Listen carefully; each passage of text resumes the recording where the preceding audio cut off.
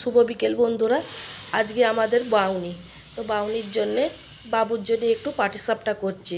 বাবু আমাদের সেদ্ধ পিঠে খেতে চায় না, সেই জন্য ওকে একটু পাটিসাপটা করে দিচ্ছি। সন্দেশ দিয়েই করব, ও এটা খুব ভালোই খায়।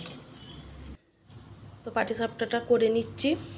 বাবু এখন খেলতে গেছে, ও খেলে আসলে ওকে খাওয়াবো। আজকে ভাত খাইনি, সেই জন্য ভাবলাম ওর খাবারটাই আগে থেকে আমি করে নিই। তো বাবু খাবে, তো সেই জন্য আমি অল্প ঘি দিয়েই পাটিসাপটাটা বানাচ্ছি।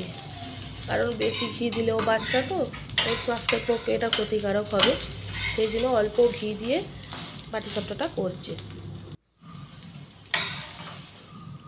হয়ে এসেছে আমার পাটিসাপটাটা। তো এবার আমি সেদ্ধ পিঠে করে নেব।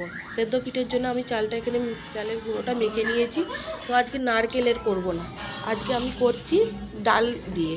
তো আমার শরীরটা খারাপ, তো একটু ঝাল ঝাল করে, ওই জন্য ডাল দিয়ে আমি সেদ্ধ পিঠেটা বানাচ্ছি। দেখো করতেও বসে গেছি, তো একটা বানিয়ে তোমাদের দেখাচ্ছি।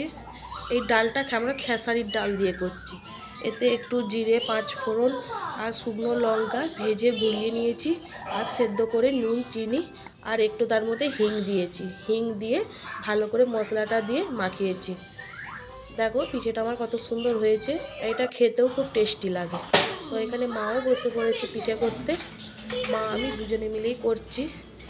তো মায়ের তো নিচে বসা চলবে না, সেই জন্য মা উপরে টুলের উপর বসেছে। দেখো তোমাদের দাদাভাই একটু আমার জন্য ওষুধ আনতে যাবে, বেরিয়ে পড়েছে পেছন দিকে। তো দুজনে মিলে পিঠেটা করে নিচ্ছি। এবার একটু চা খাবো, আজকে একটু কফি বানালাম। তো বন্ধুরা, কফিতে আমি একটু চা পাতা দিই, যেন একটু কড়া করে না করলে আমার ভালো লাগে না।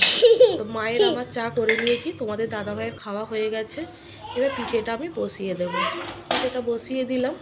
প্রথমে ইয়েতে একটা ডেচকিতে জলটাকে ফুটিয়ে নিয়েছি, তারপর পিঠেগুলো দিয়ে চাপা দিয়ে দিয়েছি।